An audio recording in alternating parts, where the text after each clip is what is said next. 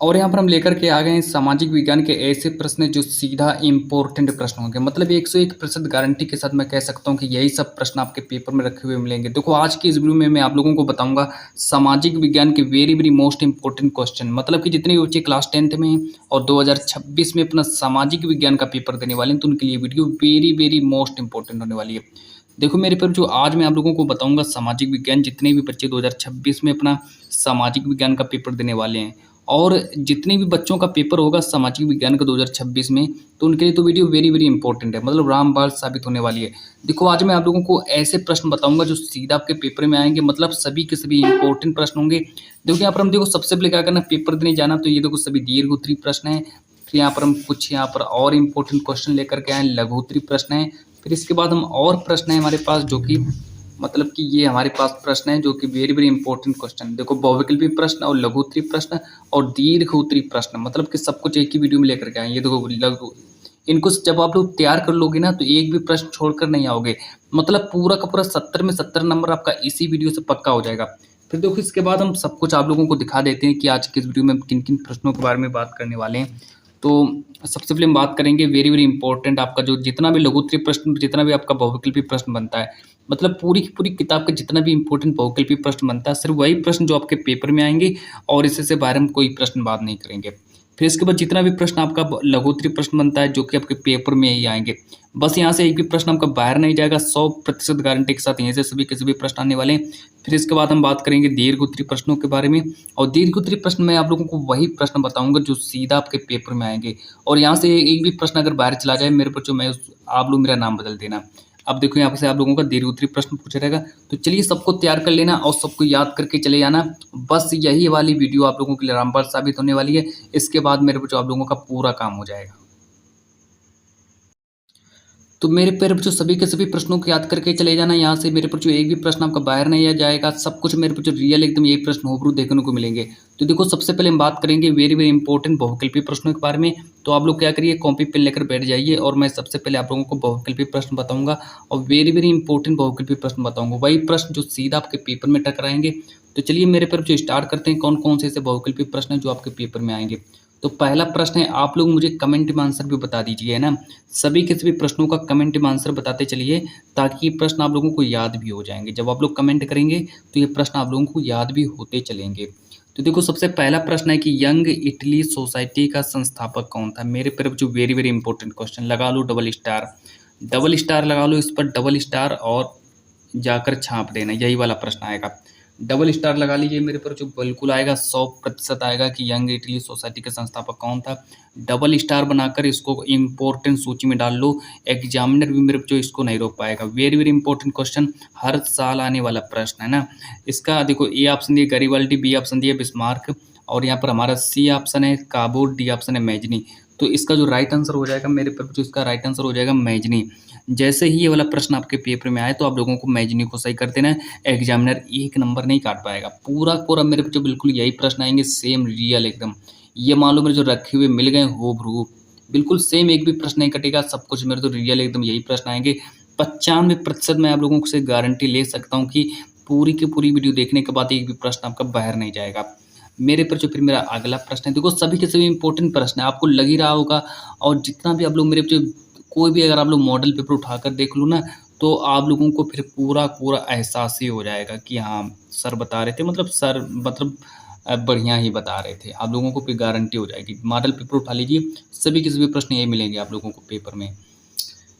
अब देखो, भारत वापस आने पर गांधी जी ने पहला सत्याग्रह कहाँ प्रारंभ किया, है ना। तो कहाँ, मतलब जैसे भारत वापस आए दक्षिण अफ्रीका से, जब गांधी जी जब भारत वापस आए तो इन्होंने पहला सत्याग्रह कहाँ प्रारंभ किया, तो ये बताना है। तो मेरे पर जो चंपारण को सही कर देना, ऑप्शन नंबर ए को सही कर देना, बिल्कुल राइट आंसर हो जाएगा। और ऑप्शन नंबर ए को सही करके चले आना, बस आंख मीच कर ऑप्शन नंबर ए को क्लिक कर देना, एक नंबर मिल जाएगा। तो यहाँ से मेरे पर जो आप लोगों के 2 नंबर पक्के हो गए। चलो अगला प्रश्न देखो, मेरे पर जो तीसरा क्या प्रश्न है। अब देखो तीसरा प्रश्न है, very very most important question है, डबल स्टार वाला प्रश्न है कि महात्मा गांधी अफ्रीका से वापस कब आए। महात्मा गांधी अफ्रीका से वापस कब आए, तो मेरे पर जो 1915 में आए थे। तो महात्मा गांधी अफ्रीका से वापस कब आए, तो 1915 में आए थे। तो ऑप्शन नंबर यहाँ पर हमारा सी ऑप्शन सही हो जाएगा। तो महात्मा गांधी अफ्रीका से वापस कब आए? तो मेरे बच्चों सी ऑप्शन पूरा सही हो जाएगा कि 1915 में आए थे। चलिए प्रश्न नंबर मेरा अगला देखो क्या है। प्रश्न नंबर अगला प्रश्न नंबर 3 यानी कि प्रश्न नंबर 4 देखो वेरी वेरी इंपॉर्टेंट क्वेश्चन, बिल्कुल एकदम रियल होब्रू यही प्रश्न रखे हुए मिलेंगे, एक भी प्रश्न बाहर नहीं जाएगा। कि प्रथम विश्व युद्ध जब प्रथम व्यापार संगठन, जो विश्व व्यापार संगठन है, विश्व व्यापार संगठन जिसको हम WTO भी बोलते हैं, इसकी हमें स्थापना बताना है। अब देखो एक स्थापना जरूर आती है हर साल, एक स्थापना कोई ना कोई स्थापना जरूर पूछ लेता है। अब कौन सी स्थापना आ जाए वो तो मैं आप लोगों को पता नहीं है, लेकिन हाँ मैं ये कह सकता हूँ कि ये वाली स्थापना जरूर आएगी, इसको याद कर लो। एक स्थापना 100%, 100% लिख कर रख लो, एक स्थापना जरूर पूछा जाता है कि विश्व व्यापार संगठन की स्थापना कब हुई, तो लगा देना 1995 को सही कर देना। अगला प्रश्न देखो, प्रश्न नंबर जो मेरा नेक्स्ट है प्रश्न नंबर 5। प्रश्न नंबर 5 को देखेंगे। प्रश्न नंबर 5 देखो क्या कह रहा है कि ज्वारीय ऊर्जा निम्नलिखित में से किस प्रकार का संसाधन नहीं है? तो ज्वारीय ऊर्जा जो है किस प्रकार का संसाधन नहीं है? तो ए ऑप्शन दिया है पुनः निर्मित योग्य, बी ऑप्शन दिया मानवकृत, सी ऑप्शन दिया अजैव और डी ऑप्शन दिया अचक्रीय। Very very important question. तो इसका राइट आंसर हो जाएगा हमारा ऑप्शन नंबर ए ही सही हो जाएगा, पुनः पूर्ति योग्य, है ना। तो ये प्रश्न आप लोगों को समझ में नहीं आया होगा, लेकिन वेरी वेरी इंपॉर्टेंट क्वेश्चन है, वेरी वेरी इंपॉर्टेंट क्वेश्चन है, बोर्ड में जरूर मिलेगा आप लोगों को ये वाला प्रश्न कि ज्वारीय ऊर्जा निम्नलिखित में से किस प्रकार का संसाधन है? तो लगा देना टिक, ऑप्शन नंबर ए पर टिक कर देना कि पुनः पूर्ति योग्य, इसको सही करके चले आना, पूरा नंबर मिल जाएगा। अगला देखो प्रश्न नंबर मेरे पास जो 5 है, प्रश्न नंबर 6 को देखेंगे कि किस राज्य में काली मिट्टी पाई जाती है? तो वेरी वेरी इंपॉर्टेंट क्वेश्चन है, फिर से देखो आगे डबल स्टार वाला प्रश्न है, ये तो डबल स्टार वाला प्रश्न है, वेरी वेरी इंपॉर्टेंट क्वेश्चन कि किस राज्य में काली मिट्टी पाई जाती है? तो मेरे पर जो किस राज्य में काली मिट्टी पाई जाती है, तो यहाँ पर देखो ऑप्शन नंबर जो सी है हमारे पास, तो गुजरात। तो गुजरात में काली मिट्टी पाई जाती है, तो गुजरात को सही करके चले आना, बिल्कुल आप लोगों का 1 नंबर एग्जामिनर नहीं काट पाएगा। अगला देखो बिल्कुल इंपॉर्टेंट क्वेश्चन, महत्वपूर्ण प्रश्न है कि निम्नलिखित में से एक मिट्टी का प्रकार नहीं है। तो एक मिट्टी का प्रकार नहीं है, तो देखेंगे इसमें कौन सा आंसर सही होगा। ए ऑप्शन दिया काली मिट्टी, बी ऑप्शन दिया लेटराइट मिट्टी, सी ऑप्शन दिया पीली मिट्टी, डी ऑप्शन दिया सीमेंट। तो ये तो दूर से ही हमें सीमेंट लग रहा है ना। तो सीमेंट में कौन सी खेती की जाती है? कोई खेती ही नहीं की जाती सीमेंट में। तो निम्नलिखित में से एक मिट्टी का प्रकार नहीं है पूछा गया, मतलब मिट्टी क्या नहीं, मिट्टी कौन नहीं है? तो सीमेंट हमारी मिट्टी नहीं होगी, और काली मिट्टी लेटराइट मिट्टी तो पीली मिट्टी तो मिट्टियाँ ही होती हैं। आगे देखो प्रश्न नंबर 8। प्रश्न नंबर 8 को देखेंगे कि प्रश्न नंबर 8 देखेंगे भारत का सबसे ऊंचा बांध निम्न में से कौन सा है? वेरी वेरी इंपॉर्टेंट क्वेश्चन, लगाइए इस पर भी डबल स्टार बना लीजिए, very very important question, double star वाला प्रश्न है।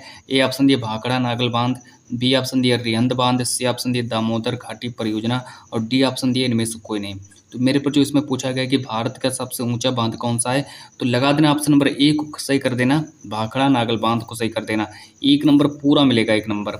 आगे देखो प्रश्न नंबर 9 के बारे में बात करते हैं। प्रश्न नंबर 9 को देखेंगे कि निम्न में से कौन सी एक रबी की फसल नहीं है? अब हमसे पूछ लिया है कि निम्न में से कौन सी रबी की फसल नहीं है, तो ये प्रश्न नंबर 9 है। तो ए ऑप्शन दिया है हमारा कपास, बी ऑप्शन हमारा दिया है गेहूं और सी ऑप्शन हमारा दिया है जौ और डी ऑप्शन दिया है सरसों। तो हमसे पूछा गया कि निम्न में से कौन सा एक मिट्टी का मतलब कौन सा एक रबी की फसल नहीं है, तो बताना है कि रबी की फसल कौन सी नहीं है। तो मेरे पर जो ऑप्शन नंबर ए को सही करके चले आना, 1 नंबर आपका मिल जाएगा, एग्जामिनर भी नहीं काट पाएगा 1 नंबर आपका। चलो आगे देखो प्रश्न नंबर नेक्स्ट, प्रश्न नंबर 10 को देखेंगे। प्रश्न नंबर 10 कह रहा है कि चीन के बाद विश्व का दूसरा सबसे बड़ा चावल उत्पादक देश कौन सा है? Very very important question, very very important question, हर साल आने वाला प्रश्न है कि निम्न में से चीन के बाद विश्व का दूसरा सबसे बड़ा चावल उत्पादक देश कौन सा है? तो लगा देना, जब भारत की बात हो रही तो भारत ही बिल्कुल सही हो जाएगा, है ना। तो भारत इसका पूरा सही हो जाएगा, लगा देना भारत पर क्लिक कर देना, एक ऑप्शन मिल जाएगा। अब देखो आगे बात करते हैं कि प्रश्न नंबर 11 के बारे में। प्रश्न नंबर 11 को देखेंगे क्या कह रहा है प्रश्न नंबर 11, और यहाँ पर हम प्रश्न नंबर 11 को लेकर के आए हैं कि निम्नलिखित में से कौन सी रबी की फसल है? अब बताना है कि रबी की फसल कौन सी है। प्रश्न नंबर 11, निम्न में से रबी की फसल कौन सी है? तो ए ऑप्शन दिया धान, बी ऑप्शन दिया गेहूं, सी ऑप्शन दिया काला चना, डी ऑप्शन दिया कपास। तो मेरे बच्चों ये प्रश्न मैं आप लोगों के लिए छोड़ रहा हूँ कि निम्न में से कौन सी रबी की फसल है। तो प्रश्न नंबर 11 का ऑप्शन आप लोग मुझे बता सकते हैं। तो प्रश्न नंबर 11 का आंसर आप लोग मुझे कमेंट में कर दीजिए। आगे देखो बात करते हैं प्रश्न नंबर 12 के बारे में। प्रश्न नंबर 12 को देखेंगे क्या कह रहा है। प्रश्न नंबर 12 हमसे कह रहा है कि इनमें से कौन सी एक रबी की फसल है, बताना रबी की फसल है। तो रबी की फसल कौन सी है, तो मेरे पर जो इसका आप लोग आंसर नंबर बी, आपको ऑप्शन नंबर बी को सही कर देना, एक नंबर मिल जाएगा कि इनमें से कौन सी एक रबी की फसल हो जाएगी। तो हमारा दालें जो होती है सब रबी की फसल में आती हैं। आगे देखो प्रश्न नंबर 13 को देखेंगे। प्रश्न नंबर 13 हमसे कह रहा है कि निम्नलिखित में से कौन सा गैर परंपरागत ऊर्जा का स्रोत है। प्रश्न नंबर 13, प्रश्न नंबर 13 में कह रहा है कि निम्न में से कौन सा गैर परंपरागत ऊर्जा का स्रोत है। तो ए ऑप्शन दिया है कोयला, बी ऑप्शन दिया है सौर ऊर्जा, सी ऑप्शन दिया है पेट्रोलियम, डी ऑप्शन दिया है प्राकृतिक गैस। तो इसमें से हमारा जो राइट आंसर हो जाएगा ऑप्शन नंबर बी हमारा सही हो जाएगा, मतलब सौर ऊर्जा हमारा सही हो जाएगा। आगे देखो बात करते हैं प्रश्न नंबर 14 के बारे में। प्रश्न नंबर 14 देखो हमसे क्या कह रहा है कि लिग्नाइट, जो हमारा लिग्नाइट कोयला जो होता है, लिग्नाइट कोयले के प्रमुख उत्पादक क्षेत्र, मतलब लिग्नाइट कोयला कहाँ पाया जाता है, प्रमुख उत्पादक क्षेत्र कौन सा है, तो ये हमें बताना है। तो चार ऑप्शन आप लोगों के सामने दिए हैं, नवेली दिया है और झरिया दिया है, कोरबा दिया है, रानीगंज दिया है, कोरबा दिया है ना, मतलब चार ऑप्शन दिए हैं। तो चार में से हमारा ऑप्शन नंबर ए हमारा सही हो जाएगा, मतलब नवेली को सही कर देना, यही बिल्कुल आप लोगों का राइट आंसर हो जाएगा। आगे देखो प्रश्न नंबर 15, प्रश्न नंबर 15 को लेकर के आए हैं हम। प्रश्न नंबर 15 हमसे कह रहे हैं कि भारत की संघ सूची में कितने विषय दिए गए हैं, भारत की संघ सूची में कितने विषय दिए गए हैं। तो ए ऑप्शन दिया 97, बी ऑप्शन दिया 67, सी ऑप्शन दिया 82, डी ऑप्शन है 85। तो भारत की जो संघ सूची है उसमें हमारे 97 विषय हैं। तो जैसे ही प्रश्न नंबर 15 है तो 97 पर क्लिक कर देना, एक नंबर मिल जाएगा। तो यहाँ से मेरे पर जो आप लोगों का स्कोर पहुँचा 15 नंबर आपका पक्का हो गया है ना। तो 15 नंबर आपका पक्का हो गया। अब 16वां नंबर पक्का करो कि संविधान की जो 8वीं अनुसूची है, संविधान की 8वीं अनुसूची में कितनी भाषाओं को रखा गया, मतलब कितनी भाषाओं को मान्यता दी गई है। तो मेरे पर जो कितनी भाषाओं को मान्यता दी गई है, तो 22 भाषाओं को मान्यता दी गई है। वेरी वेरी इंपॉर्टेंट क्वेश्चन है, पेपर में आने वाला प्रश्न है और 100% गारंटी के साथ ये डबल स्टार वाला प्रश्न है, मेरे पर जो डबल स्टार वाला है ना, तो जरूर आएगा पेपर में, 101% जरूर आएगा। आप देखो आगे प्रश्न नंबर 17 देखो क्या कह रहा है। प्रश्न नंबर 17 को देखेंगे। प्रश्न नंबर 17 हमसे कह रहा है कि भारत के उस राज्य का नाम बताइए, भारत के उस राज्य का नाम बताइए जहां लिंगानुपात सबसे अधिक होता है। तो हमें बताने कि भारत के उस राज्य का नाम बताइए जहां लिंगानुपात सबसे कम होता है। तो ए ऑप्शन दिया है केरल, बी ऑप्शन दिया है पुडुचेरी, सी ऑप्शन दिया है तमिलनाडु। तो तीन ही ऑप्शन दिए गए हैं। अब तो हमारा 3 में से हमारा केरल ऑप्शन को सही कर देना। तो केरल हमारा पूरा सही हो जाएगा, मेरे पर जो बिल्कुल केरल बिल्कुल सही हो जाएगा। आगे देखो प्रश्न नंबर 18 के बारे में बात करते हैं। प्रश्न नंबर 18 देखो क्या कह रहा है। प्रश्न नंबर 18 कह रहे हैं कि लोकतांत्रिक देशों में कौन सी समान व्यवस्थाएं होती हैं। तो जो हमारा जो लोकतांत्रिक देश है, लोकतांत्रिक देशों में कौन सी समान व्यवस्थाएं होती हैं। तो चार ऑप्शन को देखेंगे पहले। चार ऑप्शन देखो क्या कह रहे हैं। ऑप्शन नंबर ए कह रहा है कि औपचारिक संविधान, ऑप्शन नंबर बी कह रहा है कि नागरिकों के अधिकार, ऑप्शन नंबर सी कह रहा है कि चुनाव और राजनीतिक दल, और ऑप्शन नंबर डी कह रहा है सभी। तो मेरे पर जो सभी ऑप्शन सही हो जाएंगे, है ना। तो कौन कौन सी व्यवस्थाएं होती हैं, तो ये हमारा सभी व्यवस्थाएं होती हैं। औपचारिक संविधान, बी ऑप्शन दिया नागरिकों के अधिकार, और सी ऑप्शन चुनाव और राजनीतिक दल। तो चारों ऑप्शन आपके सही हो जाएंगे। तो चारों पर क्लिक करेंगे। आगे देखो प्रश्न नंबर 19। प्रश्न नंबर 19 हमसे कह रहा है कि भारत के किस राज्य में शिशु मृत्यु दर निम्नतम है, मतलब भारत के किस राज्य में शिशु मृत्यु दर निम्नतम है। तो मेरे पर पंजाब में निम्नतम है। तो पंजाब को ऑप्शन नंबर सी को सही कर देना, पंजाब हमारा राइट आंसर हो जाएगा। और प्रश्न नंबर 20 को देखेंगे, मेरे पर जो 20 को देखेंगे। प्रश्न नंबर 20 देखो हमसे क्या कह रहा है। प्रश्न नंबर 20 हमसे कह रहा है कि भारतीय राष्ट्रीय कांग्रेस का गठन कब हुआ। तो भारतीय राष्ट्रीय कांग्रेस का गठन जो हुआ मेरे पर जो 1885 में हुआ था। तो देखो मेरे पर जो बस ये 20 इंपॉर्टेंट क्वेश्चन है, और 20 के बाद मेरे पर जो अब हम बात करने वाले हैं आगे, तो यहाँ से आप लोगों का ऑब्जेक्टिव प्रश्न जो है समाप्त हुआ। ऑब्जेक्टिव प्रश्न से आप लोगों को 20 ऑब्जेक्टिव प्रश्न पढ़ने, क्योंकि आपके पेपर में 20 ऑब्जेक्टिव प्रश्न पूछे जाएंगे। अब देखो यहाँ पर हम बात करने वाले हैं जो मेरे पास नेक्स्ट प्रश्न जो आते हैं कि लघु उत्तरीय प्रश्न कौन कौन से हैं जो आपके पेपर में लघु उत्तरीय प्रश्न बनने वाले हैं। तो लघु उत्तरीय प्रश्न में आप लोगों को कौन कौन से लघु उत्तरीय प्रश्न हैं जो आप लोगों को तैयार करने हैं।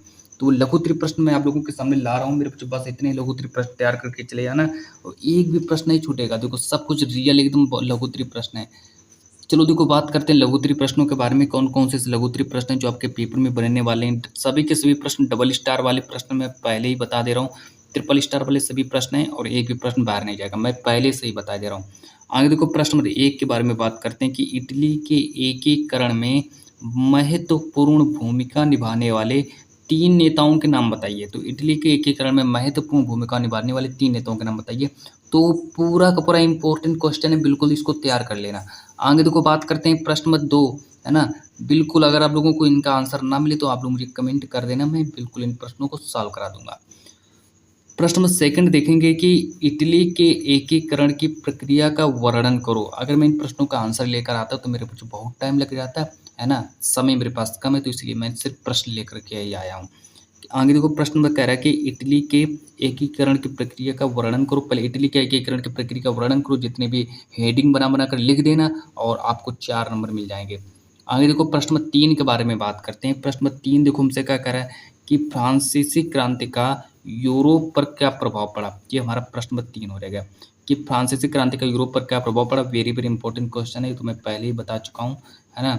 आगे देखो प्रश्न नंबर 4 देखो क्या कह रहा है। प्रश्न नंबर 4 हमसे कह रहा है कि असहयोग आंदोलन के किन्हीं 3 आर्थिक प्रभावों का संक्षेप में वर्णन कीजिए। जो हमारा असहयोग आंदोलन है, असहयोग आंदोलन के किन्हीं तीन प्रभावों का संक्षेप में वर्णन करना है। तो आप देखो आगे बात करते हैं प्रश्न नंबर 5 के बारे में कि महात्मा गांधी की नमक यात्रा का संक्षेप में वर्णन कीजिए। तो हमें बताना है कि महात्मा गांधी जी की जो नमक यात्रा जो है उसका हमें संक्षेप में वर्णन करना है, जो कि मेरे पे जो 4 ऑप्शन का बनेगा। प्रश्न नंबर 6 देखो, प्रश्न नंबर 6 देखो क्या पूछा गया है कि चावल की उपज के लिए आवश्यक 3 भौगोलिक दशाओं का वर्णन करो। ये प्रश्न नंबर 6 रहने वाला। तो प्रश्न नंबर 6 जो है यहाँ से मेरे पर जो आप लोगों का लघुत्तरी प्रश्न समाप्त हुआ, है ना। तो लघुत्तरी प्रश्न में सिर्फ आप लोगों को 6 लघुत्तरी प्रश्न तैयार करके चले जाना और यहाँ से मेरे पर जो एक भी प्रश्न नहीं बाहर जाएगा, सब कुछ रियल एकदम यही प्रश्न आएंगे। आगे देखो बात करते हैं दीर्घोत्तरी प्रश्न। दीर्घोत्तरी प्रश्न में देखो कौन कौन से दीर्घोत्तरी प्रश्न जो आप लोगों को तैयार करने हैं। तो दीर्घोत्तरी प्रश्न देखो बिल्कुल जो आपके पेपर में 6-6 नंबर के बनेंगे, है ना। तो दीर्घोत्तरी प्रश्न देखो कि 1789 की क्रांति का फ्रांस तथा यूरोप पर क्या प्रभाव पड़ा और किन्हीं 5 प्रभावों का उल्लेख करो, है ना। तो 6 नंबर का आएगा, 100% मैं कह सकता हूँ कि यही वाला प्रश्न आएगा और बिल्कुल एकदम रियल एकदम हुबहू यही प्रश्न रखा हुआ मिलेगा कि 1789 की क्रांति का फ्रांस तथा यूरोप पर क्या प्रभाव पड़ा। मेरे पर जो वेरी वेरी इंपॉर्टेंट क्वेश्चन है, याद करके चले जाना है, 100% आएगा। आगे देखो बात करते हैं प्रश्न नंबर 2 के बारे में। प्रश्न नंबर 2 देखो कि इटली के एकीकरण में आने वाली प्रमुख बाधाओं का वर्णन करो। प्रश्न नंबर में जो 6 नंबर का ये भी प्रश्न आएगा, लेकिन वेरी वेरी इंपॉर्टेंट क्वेश्चन मैं आप लोगों को लिख कर कह सकता हूँ कि 100% आएगा, है ना। 101% गारंटी के साथ मैं कह सकता हूँ बिल्कुल आएंगे, रियल एकदम प्रश्न यही आएंगे कि इटली के एकीकरण में आने वाली प्रमुख बाधाओं का वर्णन करो। 100% आएगा, है ना। मैं पहले से ही बता दे रहा हूँ कौन सा प्रश्न आएगा, फिर बाद में मेरे जो आप अगर आप लोग तैयार नहीं करेंगे तो आपको दिक्कत हो सकती है। आगे देखो प्रश्न नंबर 3 कि 1930 ईस्वी के सविनय अवज्ञा आंदोलन की किन्हीं 3 विशेषताओं का वर्णन करो। 1930 के सविनय अवज्ञा आंदोलन की किन्हीं 3 विशेषताओं का वर्णन करो। वेरी वेरी इंपॉर्टेंट क्वेश्चन है, मेरे पर जो इसको तैयार करके चले जाना, बिल्कुल 100% आएगा। आगे देखो प्रश्न नंबर 4। प्रश्न नंबर 4 देखो क्या कह रहा है कि भारतीय राष्ट्रीय आंदोलन के प्रमुख कारणों का वर्णन करो। Very very most important question है कि भारतीय राष्ट्रीय आंदोलन के प्रमुख क्या क्या उसके कारण होते हैं, उन सभी कारणों का हमें वर्णन करना है। आगे देखो बात करते हैं प्रश्न नंबर 5। प्रश्न नंबर 5 है जो कि आज के इस वीडियो का लास्ट प्रश्न है और मेरे जो लास्ट प्रश्न है कि छापे खाने मतलब प्रिंटिंग प्रेस के आविष्कार से समाज पर क्या प्रभाव पड़ा, किन्हीं 3 बिंदुओं पर प्रकाश डालिए। तो ये हमारा प्रश्न नंबर 5 है और आज के इस वीडियो का लास्ट प्रश्न था। मेरे पर जो आप लोग इतना ही तैयार कर लो, यहाँ से आप लोगों के सामाजिक विज्ञान समाप्त होता है और जब तक ये मिलते हैं लास्ट मतलब नेक्स्ट वीडियो के साथ मिलते हैं।